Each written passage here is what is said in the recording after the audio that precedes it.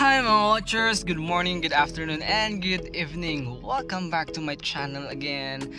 I am going to reveal some truth, with regard to this Suzuki Espresso, because on my first content about this car, yung mga negative na nasabi ko, talagang nawala sila.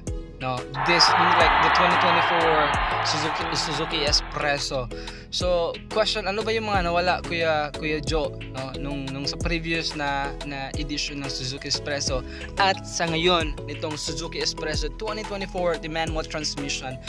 Yung sinabi ko doon sa isang negative ko na content about sa Suzuki Espresso is yung parang if I'm going to left side or right side na medyo curve na daan, yung sinasabi kong may parang lupay-pay,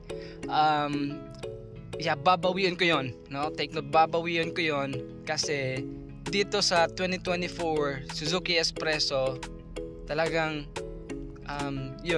they gave the solution for that concern.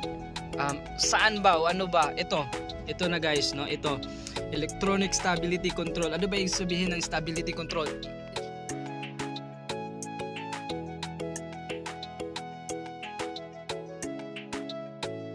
Kaya pala notice namin ng wife ko, but walang ganon.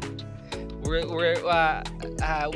go with the same road during sa among travel from point A to point B, but wala talaga. Like I'm using yung ibang car na for example Vios, I'm gonna compare the Vios. So parang na-meet ni Suzuki Espresso the 2024 edition yung stability nito.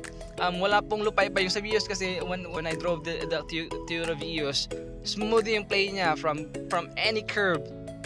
And then nung na-drive ko yung previous edition ng Suzuki Espresso, may curve yun na. So kailangan I need yung parang magbi-minor na ako kasi pag once 50 kilometers 60 tapos may curve na daan, ramdam mo talaga kasi gaganon yung parang Suzuki Espresso or gaganon, depende kung saan curve yun.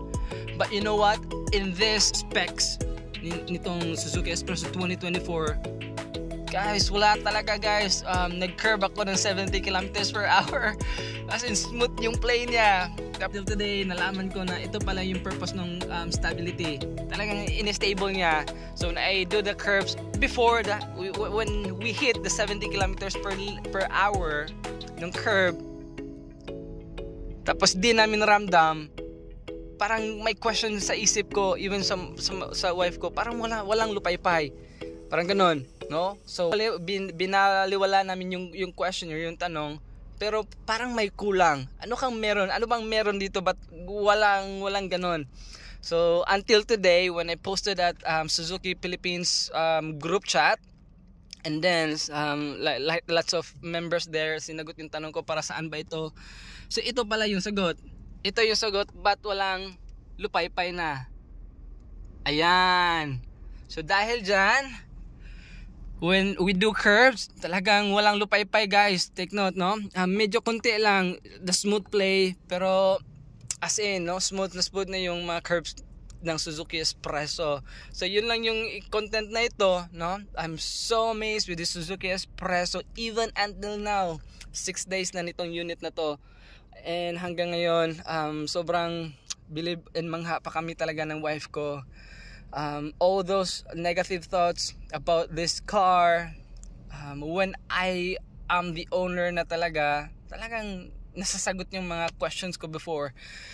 And yun lang guys, thank you so much for following this content. Take note, wala na po yung lupay-pay dahil sa stability control na dinagdag na itong Suzuki Espresso the 2023 or the 2024 manual, and even the AGS transmission. So yun lang guys. Thank you so much for watching. Bye-bye.